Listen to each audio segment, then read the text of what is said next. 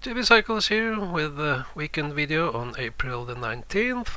So I think the next 4 weeks we will go mostly sideways with some volatile movements. We should be in a bigger uptrend here, A, B, C uptrend, and then some kind of a low in mid-May. That's my primary scenario. Something like this black one. You should not look at the price levels, but roughly those kind of swings. There's possible. You could imagine we just drop down here to complete a bottom formation. That is possible.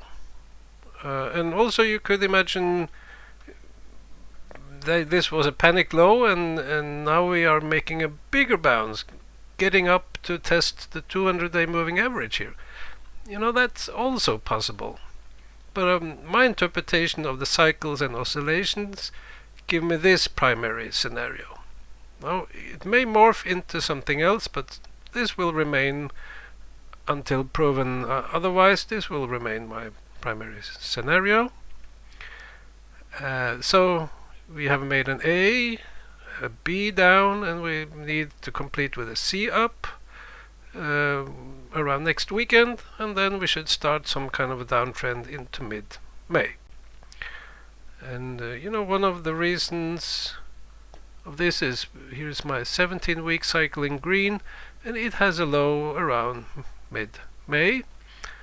And the market oscillates, it has waves or oscillations of around 10 weeks, sometimes 8 weeks, maybe 12 weeks. So this was such an oscillation, and this was another one. And now currently I think we are in this strange oscillation. It had a panic low here in the middle. You could say that was kind of not supposed to happen. But it's an A, B, C move, and I think it will be kind of a double low, maybe even a higher low when this completes to the downside. But the cycle is still bearish.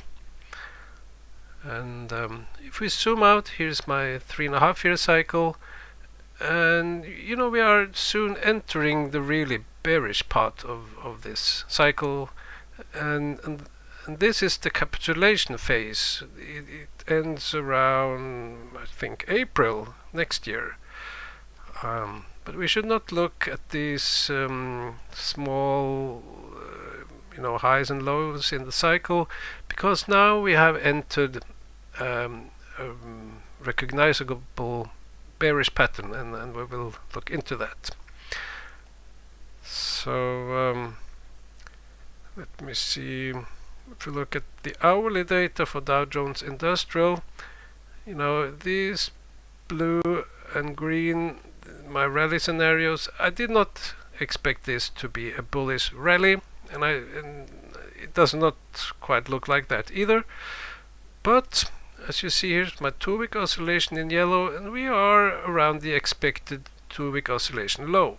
My wavelet here looks kind of bullish. It could drop a little bit more down on Monday, early next week, but we are approaching a buying setup, a swing long position, which should bring us kind of up like this, and then we may start some kind of a downswing, and that could be it.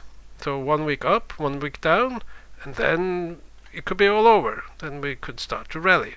Or it's also possible, that we will do something like this. Is probably more like my main scenario, and then we start the big summer rally up to test the 200-day moving average. That's because the typical first leg down in a bear market is this green scenario, and it has a low around mid-May, and often we get a capitulation in this part of this downtrend. We could find 1987 here, and you see we after having such a capitulation, we need to have a bigger bottom formation. Or we could go to like 1998. You know, this was it. We had a capitulation, a bottom formation, and then, you know, it was all over. It was bullish again. We have 2011, we had a capitulation around this part, and we needed a bigger bottom formation. You know, this was also bullish. From here on, it was a new bull market. But I think that's the pattern we are looking for. And my program is just auto-saving. So we have to let it complete. Oh, come on. So, I don't know why it takes such a long time. There we are. So as you see, we are approaching the top here. The bounce should complete sometime in a week or two, and then we should have completing this bottom formation around mid-May. And you know, bear markets, this is a typical, well, this is my primary scenario. I am expecting something really bearish into next year, and this is, you know, this is the 17-week cycle, and this is how it behaves.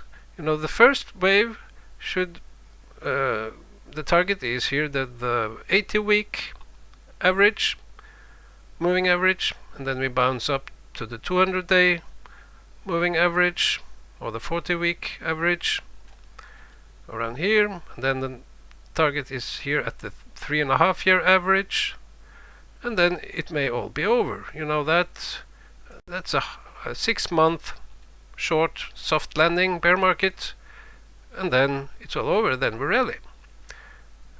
That's kind of what we got back here at the previous one.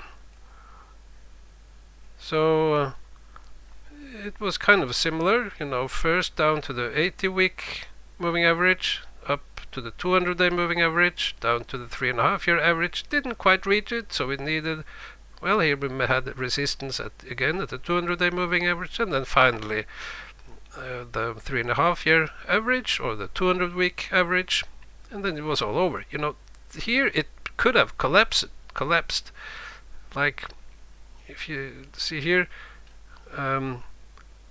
after completing this big ABC down at the 3.5-year average, or maybe a double low like this time, but if we break below here the 3.5-year average, then, and we backtest it, then all hell can break loose here.